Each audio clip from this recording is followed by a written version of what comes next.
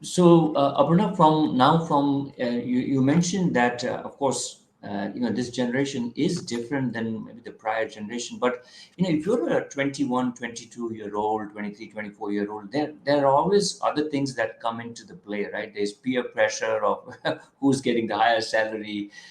There are the education loans where education itself has become very, very expensive, over a period of time.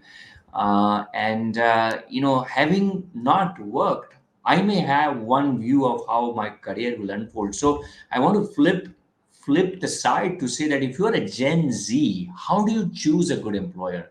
You talked about from the employer side, but let's say I'm a student. Do I hold on to a company who perhaps doesn't give me a salary but gives me more opportunities, versus do I just kind of work for uh, you know a top consulting company who's going to pay me a very good salary and some trips to London or wherever else? So what can they do from the Gen Z perspective? Sure. Sure. I think it's a great question, and sort of, I'm rewinding back into my past. Of course, I'm not Gen Z anymore, but data says that 80% of them say that money is their biggest stress factor. Oh, you're right. I'm Okay. starting with the bottom line, okay? So if I'm Gen Z and I'm looking at money as the biggest stress factor, then I'm looking at what excites me about an employer, and getting connected with an organization. So what the general understanding and what we found is that this generation is looking at employers who are socially responsible global citizens, and who focus on quality of goods and services. So number one is how socially responsible and quality of goods and services, which means that the generation is placing importance on working for organizations whose values align with their own. Mm, Okay, personal value alignment is very, very important. That's how they choose. So money is not a magnet. you're It's right. important, but it's kept on the side. All right. The generation is looking for, and I'll tell you why I said I'm rewinding back, because they're looking to work for an organization that carefully articulates a set of ethics and values and then adheres to them consistently. Mm, All right. Also, they want the organization to demonstrate commitment to a broader set of societal challenges such as sustainability, climate change, and hunger. Okay.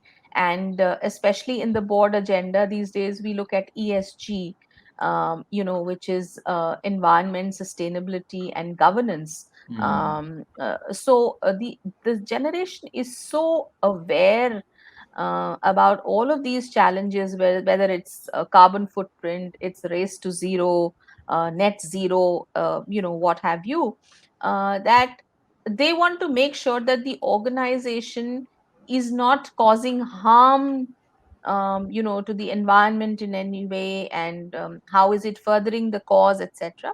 mm, The other thing, and I started off this conversation by talking about diversity. Okay, mm, the other thing that you're talking about is diversity beyond race and gender. So mm, mm. this generation is talking about identity and orientation, sexual orientation. All Mm, right. mm, mm. And the companies that better represent the spectrum of differences in the external branding and marketing Right. Right. are more likely to have success in tapping this talent pipeline. Okay. Right. So the reason I was talking about, I was rewinding is because when I started out, uh,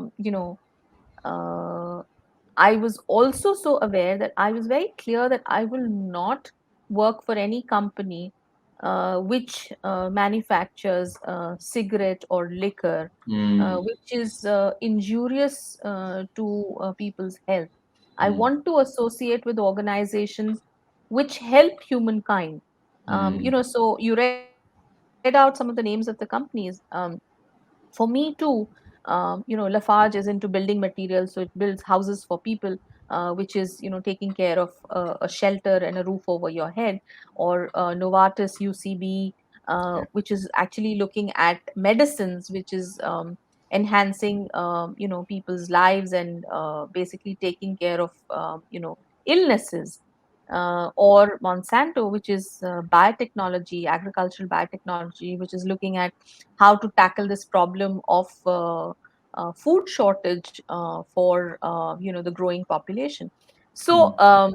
there is a reason why one associated or work with these organizations, and that is in alignment with my value system. So I, as an HR person, when I was bringing in people from Gen Z into the organization, I could relate to their need to have this alignment, because that's where I started from as well, and I continue till today in where I associate with organizations. So I think it's not about the money, it's not about rewards, it's not about compensation, but it's about how you actually in the larger cosmos or in the larger scheme of things, even if you're a speck, how is it that you are contributing and adding value?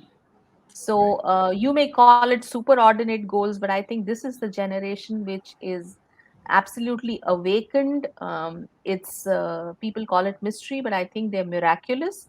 They have the head on their shoulders, feet on the ground, and they exactly know where they're headed.